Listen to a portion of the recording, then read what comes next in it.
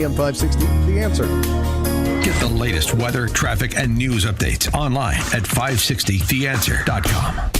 Now, from the Signature Bank Studios,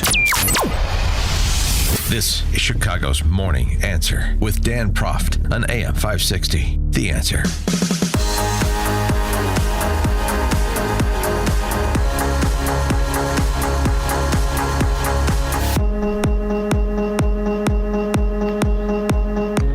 Top of the morning, Dan Proft here. So, SNAP benefits is going to be the squeeze play that gets the Trump administration to fold. Is that what we're supposed to believe?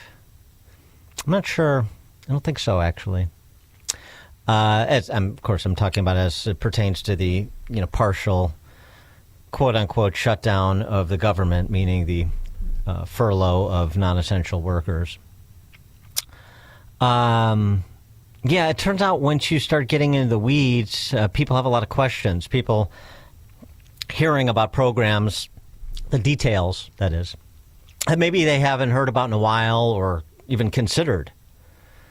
And so the hand-wringing about Americans that are allegedly going to starve if SNAP benefits were interrupted.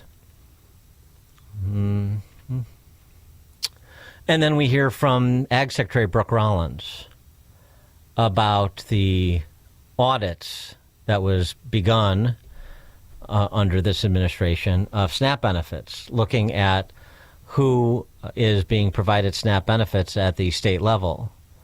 Brooke Rollins, Ag Secretary, on Fox and Friends over the weekend, offering this. Day one of USDA, February 13th, is we sent letters to every governor in America being very clear that no illegal aliens can use SNAP. 0, 0, 0. We asked every state for the first time in history, and this was in February, to send us their data and let us, with DOJ and a war room, actually start going through this data to better understand how this explosion of SNAP benefits happened under Joe Biden. We increased almost 40% on this program in just a couple of years under the Biden administration. Of course, we know they were trying to buy the election, but that's a conversation for another time. And since we have asked for that data, 29 states have complied. Of course, almost all the red states, a couple of couple blue states too. But in that data, and I haven't talked about this yet publicly, in that data we've studied about $100 billion in spend. We have found thousands and thousands of illegal use of the EBT card. We have been moving people off of SNAP. We've got almost 700,000 people, I think, we've moved off just since the president took office. We've arrested about 118 people. So this has been ongoing. But, Rachel, to your point, what this conversation has allowed is a national spotlight on a broken and corrupt program. We found one guy in 6 different states getting a benefit. We found about 5,000 people that are dead who are still getting benefits. It is time to drastically reform this program so that we can make sure that those who are truly needy, truly vulnerable, are getting what they need, and the rest of the corruption goes away and we can serve the American taxpayer. Yeah, so it's not just in terms of providing benefits to people in the country illegally that are not entitled to those benefits, but it's also just the general incompetence that you are familiar with anytime we talk about any significant government program. The kind of data points you heard from Brooke Rollins that sounds like, when Frank LaRose, the Secretary of State in Ohio, talks about the voter rolls and what they find when they actually go in and clean them up at the state level in a place like Ohio where they're serious about it, unlike so many states, including Illinois.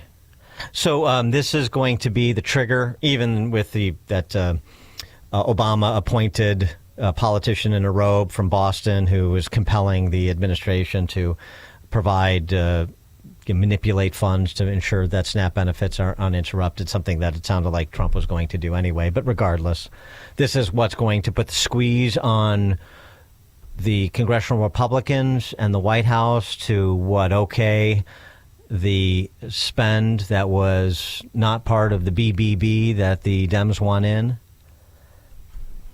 You can count me among the skeptical, but for Inside the Beltway view, pleased to be joined by David Drucker, senior writer for The Dispatch, author of In Trump's Shadow, The Battle for 2024 and the Future of the GOP. David, thanks for joining us. Appreciate it. Yeah, good to be here. So does the hue and cry over SNAP that basically subsided over the weekend after that judicial intervention, and frankly, as I said, after Trump's comments, too, to those ends, is that going to change the political calculus in D.C. at all? Well, I think it'll change it a little, possibly. And what I mean is, I don't know that SNAP alone is going to do it, but the longer the shutdown lasts, the more, average Americans, by just which I mean, they read the news, they watch the news, but they're not living and breathing the stuff the way we are. But the more average Americans who intake information in a normal way feel impacted by the shutdown or are aware of it and get annoyed by it, eventually there'll be a critical mass of pressure for something to happen. Who does it first? Who blinks? Do they blink together? I don't know the answer to that yet. I have been saying that it may not necessarily be this week with SNAP benefits, but you get to a week before Thanksgiving and the shutdown's still going on and air traffic controllers and TSA agents are walking off the job. Americans don't like to be inconvenienced. They don't want to miss Thanksgiving with their family. That's the kind of thing that could get this thing to end. Well, is there any, there was some discussion last week about Senate Republicans and Schumer trying to find some sort of off-ramp, but I mean, what, if anything, is even possible as some sort of off-ramp where both sides share some of the blame and some of the credit for ending it? Yeah, that's a really hard question to answer because, as with all government shutdowns, this thing's become about political power. And I don't even mean that in a pejorative sense. It's just, it starts as a disagreement over policy, and everybody maintains it's a disagreement over policy. But now if, Republicans don't want to be whipsawed by a Democratic minority in Congress, President Trump certainly doesn't. Democrats, on the other hand, are getting attaboys from the Democratic base. They're glad to see them finally fighting Trump.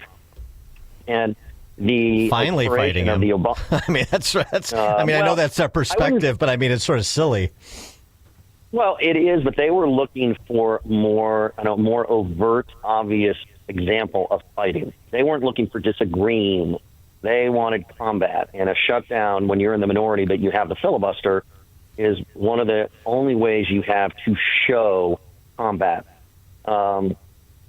And then, you have Democrats who have been getting attaboys from the Democratic base, as I was saying. So they're getting encouraged to keep this going. And, and then in the back of everybody's mind, you've got these Obamacare subsidy that are expiring. And there are even Republicans that want to find a way to extend them. So it's not just the Democratic Party in this regard. And, so how that plays into this, we'll see. Well, but it is the Democrats that have ranks being broken. The American Federation for Government Workers, Sean O'Brien at the Teamsters, Fetterman and Golden. So they have some resistance from within their own ranks on this matter, and not necessarily from the usual suspects. If it was just Fetterman, you could say, oh, well, he's more independent and that. Well, but when, you have the boss of the Government Workers Union saying it's time to pass a clean CR and get everybody paid and back to work and negotiate those Obamacare subsidies on their own, when you have somebody like that saying it, that's more sort of center cut for that party. That's true, and that could be a way in which eventually Senate Democrats rationalize telling their base that we're going to end the shutdown and then, push for a vote on these extensions. It's the kind of thing where they could take a fig leaf, if you were, from Majority Leader John Thune, who's like, listen, I'll discuss anything you want, just open the government. And they could frame that as, here, we have an agreement to discuss this. This wouldn't have been such a big issue without us. It's all about how you frame it versus what is, and that's one way we could see it framed. But I just get back to, you need lots of Americans to be annoyed. Politicians are in the service business. When their customers are upset, they act. Mm-hmm. Mm-hmm. Yeah, no, I mean, I agree. Like that air traffic thing, is, that could be a moment. You're right. If it persists until the Thanksgiving holiday and you have a shortage that really materially seizes up the system, that's a possibility. I can see that point. The Trump interview with 60 Minutes with Norah O'Donnell yesterday, I was struck just sort of categorically by the fact that Trump does not see any clearly any need for any sort of course correction. I mean, here's a guy who's not afraid to make a course correction, sort of responding, as you were saying, to what he's hearing back from his constituents, the ones that matter to him at least, and what, thinking about this from an electoral calculus, of course. And when it came to ICE activities, it hasn't been strong enough, the ICE activities. When it came to political retribution, you want to talk about indictments? I'm the guy that was the victim of lawfare, not John Bolton and not Jim Comey. And so, on some of those issues where there's real division that are sort of, powerful issues that sort of pack some real strident public opinion on both sides. I mean, he is doubling down, if anything. That's what came across to me. Yeah, Trump's an interesting figure in this way. He often course corrects and backs down. He just never says that he does. He always claims that it's not actually what he's doing. I will say, on the other hand, you're dealing with a president in his second term who was reelected, so he can't run again. Mm-hmm. This is it for him. So what does he care? And presidents in their second term often are looking ahead and saying to themselves, I don't have to make compromises anymore. And Trump's, he's really built up the Republican Party, but he's not a party guy by nature. And so he's going to do what he wants and let the party come along with him.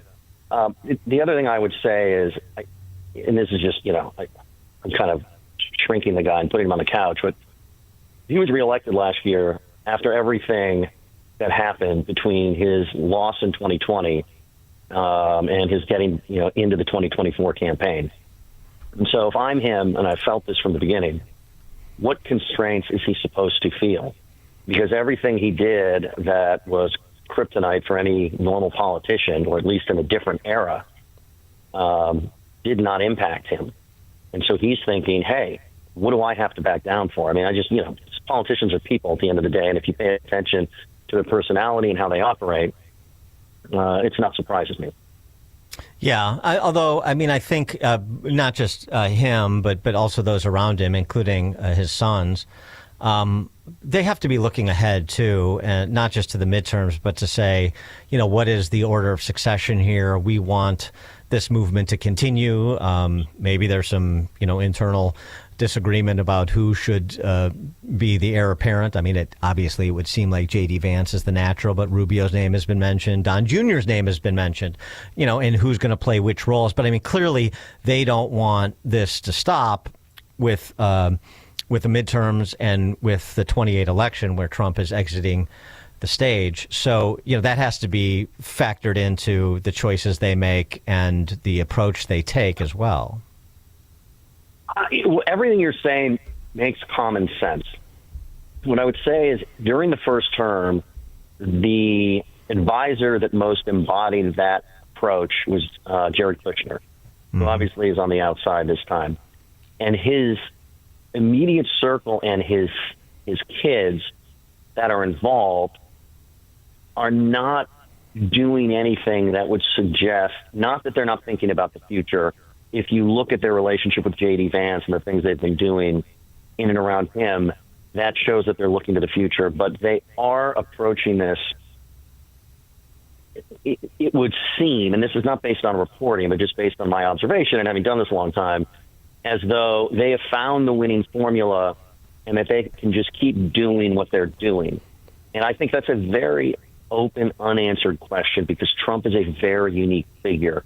And this is how I like to put it.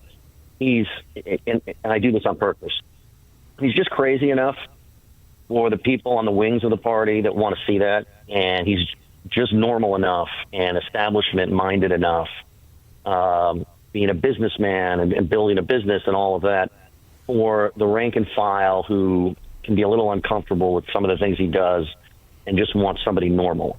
Trump is able to do things that we don't know yet that the next Republican is going to be able to do. Mm-hmm. No, that's a good observation. David Drucker, senior writer for The Dispatch, author of In Trump's Shadow, The Battle for 2024 and the Future of the GOP. David, thanks for joining us again. Appreciate it. Anytime. Thank you. Thank you. And he joined us on the Turnkey.Pro answer line. This is the morning show more Chicago radio listeners are choosing. This is Chicago's Morning Answer on AM 560. The Answer. At Terra Vista of Oak Brook Terrace, dementia care isn't